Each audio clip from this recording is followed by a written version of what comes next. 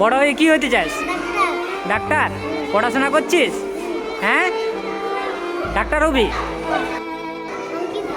অঙ্কিতা, বড় হয়ে কি হতে চাও? পুলিশ। বড় হয়ে কি হতে চাও? পুলিশ। নমস্কার, আমি সায়ন দত্ত। আপনারা দেখছেন আতস কাজ।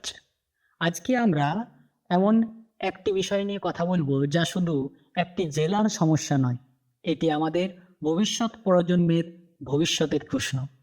ভাবুন তো, একদিকে গ্রামের স্কুলে শিক্ষক নেই, একজন শিক্ষককে একসঙ্গে একাধিক ক্লাস সামলাতে হচ্ছে।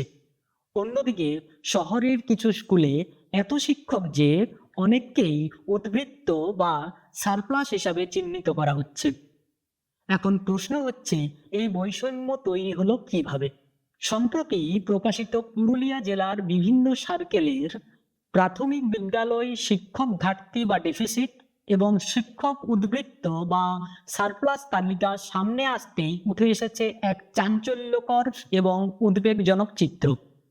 লালমাটির জেলা পুরুলিয়া, যেখানে অসংখ্য প্রান্তিক পরিবারের কাছে শিক্ষাই দারিদ্র্য থেকে মুক্তির একমাত্র ভরসা। আর সেই শিক্ষার প্রথম পাঠশালা হলো গ্রামের প্রাথমিক বিদ্যালয়। কিন্তু বাস্তব ছবিটা আজ অত্যন্ত উদ্বেগজনক। প্রকাশিত তালিকায় বলেছে, জেলার বহু প্রত্যন্ত গ্রামের স্কুল আজ শিক্ষক সংকটে জর্জরিত। কোথাও পর্যাপ্ত শিক্ষক নেই, আবার কোথাও একজন শিক্ষককে একাধিক শ্রেণীর দায়িত্ব সামলাতে হচ্ছে। অন্যদিকে শহর এবং শহর সংলগ্ন কিছু বিদ্যালয়ে শিক্ষকের সংখ্যা প্রয়োজনের তুলনায় অনেক বেশি, ফলে সেখানে তৈরি হচ্ছে সারপ্লাস অর্থাৎ অতিরিক্ত শিক্ষকের পরিস্থিতি। স্বাভাবিকভাবে প্রশ্ন উঠবেই, এমন অসামঞ্জস্যের কারণ কি? বিভিন্ন মহলে দীর্ঘদিন ধরেই অভিযোগ উঠে এসেছে, অতীতে শিক্ষক বদলি বা ট্রান্সফার প্রক্রিয়ায় স্বচ্ছতার অভাব ছিল। সমালোচকদের দাবি, সেই সময়ে প্রভাব, পরিচিতি কিংবা বিভিন্ন অনিয়মের মাধ্যমে অনেক শিক্ষক গ্রাম ছেড়ে শহর বা শহর লাগোয়া বিদ্যালয়ে বদলি নিতে সক্ষম হন। এর ফলেই ধীরে ধীরে প্রত্যন্ত গ্রাম এলাকার বহু বিদ্যালয়ে শিক্ষক সংকট বাড়তে থাকে। আবার শহরের কিছু স্কুলে শিক্ষক সংখ্যা বেড়ে যায়। উল্লেখ্য, পশ্চিমবঙ্গে শিক্ষক নিয়োগ সংক্রান্ত একাধিক দুর্নীতির অভিযোগ ইতিমধ্যেই আদালত পর্যন্ত গড়িয়েছে এবং সেই ঘটনা ঘিরে রাজ্য জুড়ে দীর্ঘদিন ধরে বিতর্ক চলেছে। তবে অনেকের মতে, নিয়োগের পাশাপাশি বদলি ব্যবস্থাতেও যদি অনিয়ম হয়ে থাকে, তার প্রভাব সবচেয়ে বেশি পড়ছে গ্রামীণ শিক্ষা ব্যবস্থার উপর। এসব না হয় বোঝা গেল, কিন্তু মনে একটা প্রশ্ন থেকেই যায়, একটি শিশুর ভবিষ্যৎ কি নির্ভর করবে সে শহরে জন্মেছে নাকি কোনো প্রত্যন্ত গ্রামের কোনো প্রান্তিক অঞ্চলে জন্মগ্রহণ করেছে? ভারতীয় সংবিধানে বলা হয়েছে, শিক্ষা সবার জন্য সমান অধিকার। কিন্তু এখন কোনো শিশু শিক্ষা পাবে কি না সেটাও ঠিক হচ্ছে বদলির তালিকা বা প্রশাসনিক সিদ্ধান্তে। এবার প্রশ্ন উঠেছে, এই পরিস্থিতির জন্য দায়ী কে? গত কয়েক বছরে, বিশেষ করে উৎসশ্রী পোর্টাল চালু হওয়ার আগে এবং পরে, পুরুলিয়া জেলার বিপুল সংখ্যক শিক্ষক বদলি হয়েছে। এই বদলি প্রক্রিয়া নিয়ে দীর্ঘদিন ধরেই নানা অভিযোগ উঠে এসেছে বিভিন্ন মহলে। অভিযোগ, অনেক ক্ষেত্রেই স্বচ্ছতা এবং নির্ধারিত নীতির পরিবর্তে প্রভাব, সুপারিশ এবং আর্থিক লেনদেনের বড় ভূমিকা নিয়েছিল। এমনও অভিযোগ রয়েছে যে গ্রামাঞ্চলের স্কুল ছেড়ে শহর বা শহর সংলগ্ন বিদ্যালয়ে বদলি পেতে একাংশ শিক্ষক শিক্ষিকা বড় অঙ্কের অর্থ ব্যয় করেছিলেন। যদিও এই সমস্ত অভিযোগের বিষয়ে সংশ্লিষ্ট ব্যক্তিদের বক্তব্য সর্বত্র প্রকাশ্যে আসেনি এবং অভিযোগগুলির সবকটি আদালতে প্রমাণিত নয়। তবে বিভিন্ন মহলের দাবি, এই সময়ের এই অনিয়মিত বদলি প্রক্রিয়ার ফলেই আজ স্পষ্ট হয়ে উঠেছে শিক্ষক ঘাটতি ও উদ্বৃত্তের তালিকায়। এছাড়াও অভিযোগ রয়েছে, তৎকালীন শাসক দলের সঙ্গে যুক্ত জেলার কয়েকজন প্রভাবশালী নেতা ও প্রভাবশালী ব্যক্তির ছত্রছায়ায় এই বদলি প্রক্রিয়া পরিচালিত হয়েছিল। সমালোচকদের দাবি, যদি এই অভিযোগের সত্যতা থাকে তাহলে তার সবচেয়ে বড় মূল্য আজ দিচ্ছে গ্রামের সাধারণ পরিবারগুলোর সন্তানরা। একবার ভাবুন, একটি প্রাথমিক বিদ্যালয়, প্রথম শ্রেণী থেকে চতুর্থ শ্রেণী বা পঞ্চম শ্রেণী পর্যন্ত পড়াশোনা চলছে, অথচ সেখানে পূর্ণ সময়ের শিক্ষক মাত্র একজন, কোথাও বা দুজন। কখনো তাদের সঙ্গে রয়েছেন একজন পার্শ্ব শিক্ষক। আবার এমনও স্কুল দেখা গেছে যেখানে শুধুমাত্র স্কুলের পাঠ্যক্রম চলছে পার্শ্ব শিক্ষকদের ভরসায়। প্রশ্ন হলো, মাত্র একজন বা দুজন শিক্ষক কিভাবে একসঙ্গে 4 থেকে 5টি আলাদা আলাদা শ্রেণীর পড়াশোনা পরিচালনা করবেন? বাস্তব বলছে তা কার্যত অসম্ভব। এই পরিস্থিতির ফলস্বরূপ বহু বিদ্যালয়ে নিয়মিত ও মানসম্মত পঠন পাঠন ব্যাহত হয়েছে। অনেক ক্ষেত্রে শিক্ষার পরিবেশ দুর্বল হয়ে পড়েছে, আবার ক্ষতির মুখে পড়েছে সেই সব শিশু যাদের ভবিষ্যৎ গড়ে ওঠার কথা ছিল এই প্রাথমিক বিদ্যালয়গুলিতেই। এখন এই শিক্ষা সংকটের দায় নেবে কে?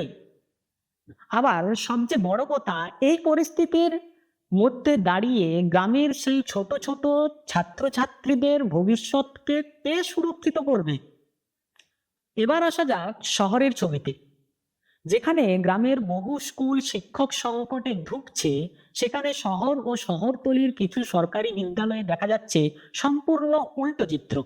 বিভিন্ন ক্ষেত্রে ছাত্রের তুলনায় শিক্ষকের সংখ্যা তুলনামূলকভাবে বেশি। অন্যদিকে শহরে ইতিমধ্যে গড়ে উঠেছে অসংখ্য বেসরকারি ও ইংরেজি মাধ্যম বিদ্যালয়। ফলে শহরের অনেক পরিবারের সামনে বিকল্প শিক্ষা প্রতিষ্ঠান বেছে নেওয়ার সুযোগ রয়েছে। কিন্তু মনে করুন, গ্রামের সেই কৃষক, দিনমজুর কিংবা প্রান্তিক পরিবারের শিশুর সামনে কি সেই সুযোগ আছে? তাদের কাছে গ্রামের সরকারি প্রাথমিক বিদ্যালয়ই একমাত্র ভরসা। আর সেই বিদ্যালয় যদি শিক্ষক শূন্য হয়ে পড়ে, তাহলে সবচেয়ে বড় ক্ষতি হয় সেই শিশুরই, যার ভবিষ্যৎ নির্ভর করে রয়েছে শুধুমাত্র এই সরকারি শিক্ষা ব্যবস্থার উপর। সমালোচকদের একাংশের মতে এই বৈষম্য দীর্ঘমেয়াদে সরকারি শিক্ষা ব্যবস্থাকে দুর্বল করে বেসরকারি শিক্ষার উপর নির্ভরতা বাড়িয়ে দিতে পারে।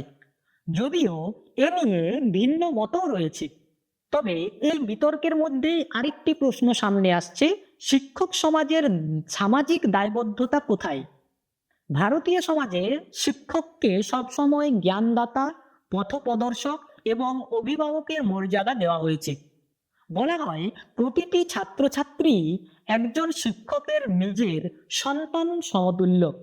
কিন্তু সমালোচকদের প্রশ্ন, যদি একজন শিক্ষক নিজেই নিজের কর্মস্থলের বিদ্যালয়ের প্রতি আস্থা হারিয়ে ফেলেন, যদি নিজের সন্তানের জন্য অন্য বিদ্যালয়ে বা অন্য বিদ্যালয়কে বেশি উপযুক্ত বলে মনে করেন, তাহলে সেই বিদ্যালয়ে পড়া অন্য শিশুদের ভবিষ্যৎ নিয়ে স্বাভাবিকভাবেই প্রশ্ন উঠবে।